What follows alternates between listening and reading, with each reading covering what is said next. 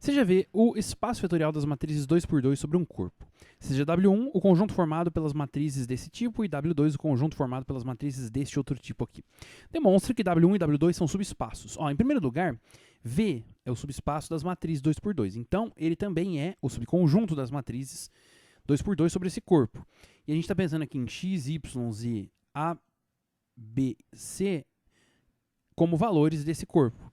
Então, é claro, em primeiro lugar, que a gente tem W1 e W2 como subconjuntos do V, subconjuntos.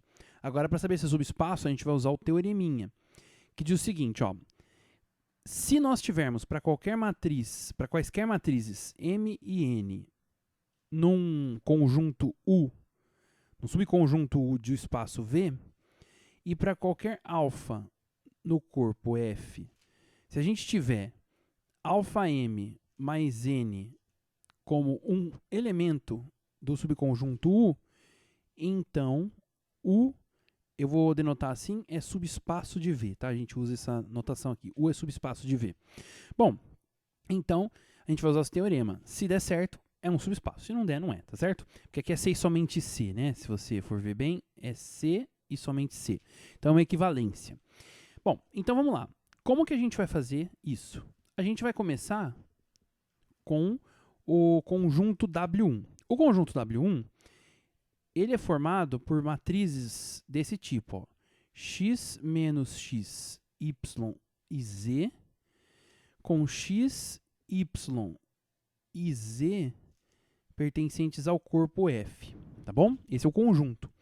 Bom, então vamos pegar duas matrizes aqui. Eu vou pegar uma matriz 1, ou M, né, que a gente chamou lá de M, como x menos x, y e z.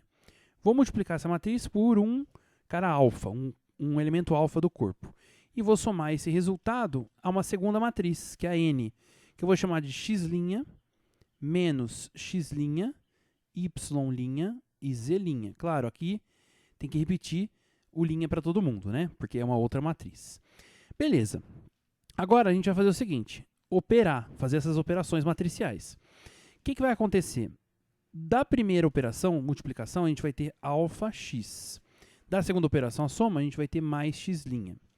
Aí a gente vai repetir isso em todas as entradas. Então aqui a gente vai ter menos alfa x menos x'.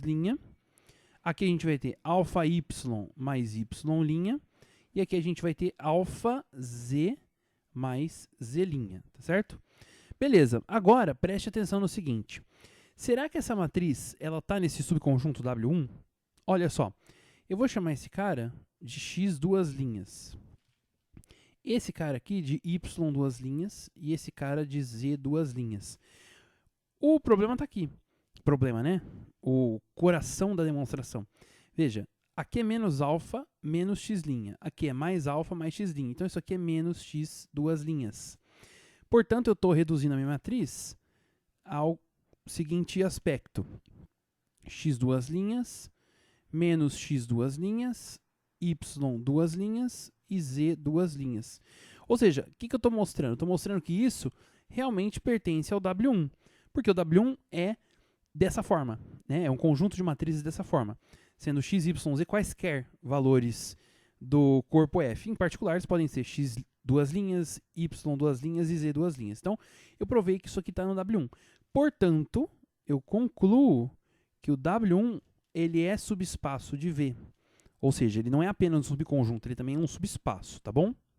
Agora, se você pensar no W2, é a mesma coisa, só mudou a localização da repetição da matriz, né? Porque o W2 ele é formado por A menos A, B e C, certo? Aí você tem A, B e C dentro do corpo F. Tá bom. Agora veja, vamos fazer a mesma coisa. Então, eu vou pegar um alfa e multiplicar pela matriz M, que vai ser A, B, menos A e C. E vou somar isso aqui, a matriz N, que vai ser A', B', menos A', C'. Bom, somando todo mundo, a mesma coisa, né, do anterior. Você vai ter alfa A mais A', menos alfa A menos A'. Aqui você vai ter alfa B mais B', alfa C mais C'. E aí, olha só, se você fizer o seguinte, de novo, né? Chama isso aqui de A, duas linhas. Evidentemente, aqui tem que ser A, duas linhas com sinal negativo na frente. E aqui B duas linhas. E aqui C, duas linhas. Então, com quanto que eu fiquei no final das contas? Eu fiquei com A duas linhas, menos A duas linhas, B duas linhas e C duas linhas.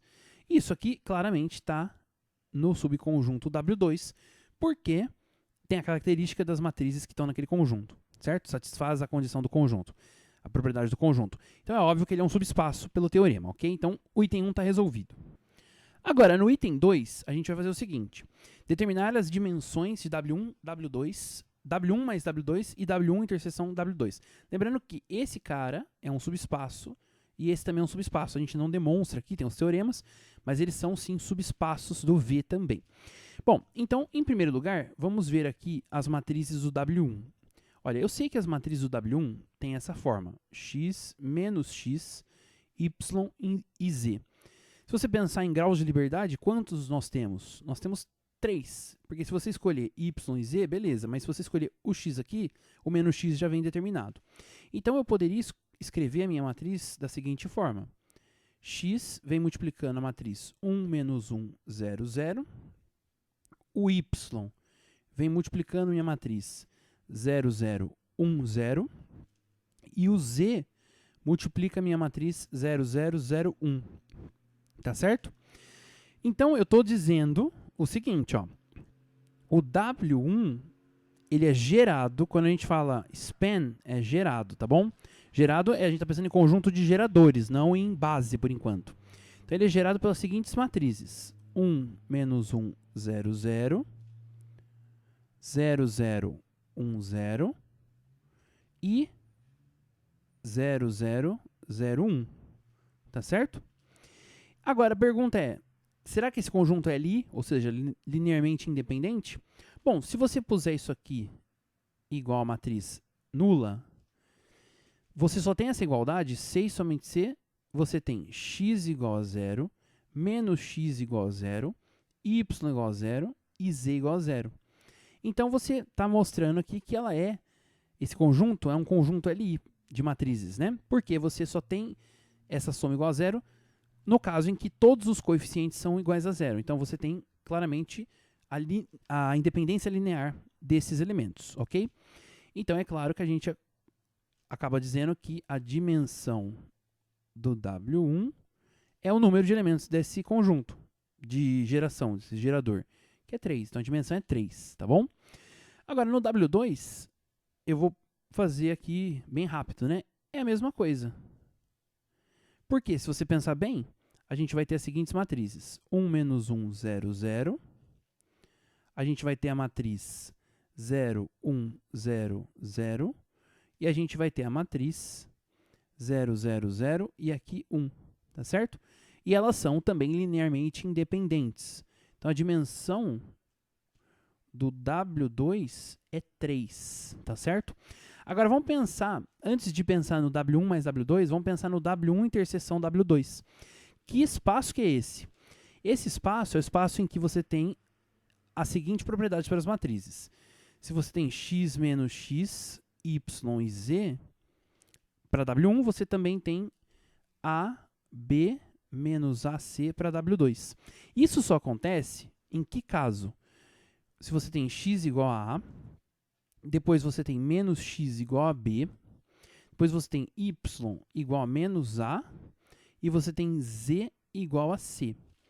Vamos ver se tem algum conflito. Conflito seria assim, isso só valeria para o caso em que a matriz é nula, né, interseção. Mas não, a gente vai ver que dá certo, se a gente tiver essas regrinhas, existem matrizes não nulas que satisfazem as duas condições ao mesmo tempo. Porque você vai ter, olha só, x igual a A, você vai ter B igual a menos X, você vai ter Y igual a menos A é menos X. Então, Y é menos X, e você vai ter Z igual a C. Portanto, que tipo de matriz está na interseção W1, W2. Ele é o conjunto formado pelas matrizes x menos x e z, tá bom? Para x e z no corpo. Olha só, então você tem 2 graus de liberdade, certo? Bom, será que tem dimensão 2 esse conjunto, esse subconjunto? Vamos pensar, né? A gente pode escrever o x menos xz como x, aí a gente vai ter a matriz 1 menos 1, 0, e a gente vai ter a matriz 0, 0, 0, 1. A fim de que isso aqui seja a matriz nula, ou seja, todas as entradas iguais a 0, você obrigatoriamente tem x igual a 0 e y igual a 0. Então, eu provei que esse conjunto é LI. Portanto, a gente vai ter o seguinte: o espaço W1 interseção W2, ele é gerado pelo conjunto 1 menos 1, 0 e 0, 0, 0, 1. E como são LI, né, eles são linearmente independentes, esses dois caras, a dimensão da interseção é igual a 2. Bom, agora, para finalizar, a gente vai calcular a dimensão desse cara aqui. E a gente vai usar um teoreminha que diz o seguinte, né? A dimensão do espaço soma de subespaços é igual à soma do primeiro com a do segundo, né? Sempre dimensões aqui, menos a dimensão da interseção.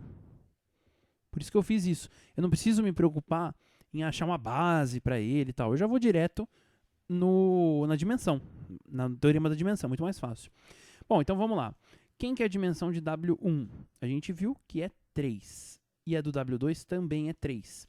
Olha, daria 3 mais 3, 6. Dimensão de um subespaço sendo 6. Mas o espaço original, que é V, tem dimensão 4. Não daria, né? Por isso que tem que ter aqui a subtração. E qual que é a dimensão da interseção, como nós vimos? 2. Então, você tem 6 menos 2, isso aqui dá 4. Olha só que interessante. Você acabou de provar que os dois subespaços juntos, somados, têm a dimensão 4. Portanto, a gente conclui o quê? Que W1 mais W2 só pode ser o próprio espaço V, porque não existe nenhum outro subespaço com dimensão 4, a não ser o próprio V, tá certo? Então, a gente encerra a questão aqui. Pessoal, gostaram dessa aula? Deixem aqui nos comentários o que vocês acharam e também as dúvidas que vocês eventualmente tiverem, ok? Não se esqueçam de se inscrever no nosso canal, porque eu estou trazendo sempre mais conteúdo para vocês. Bons estudos!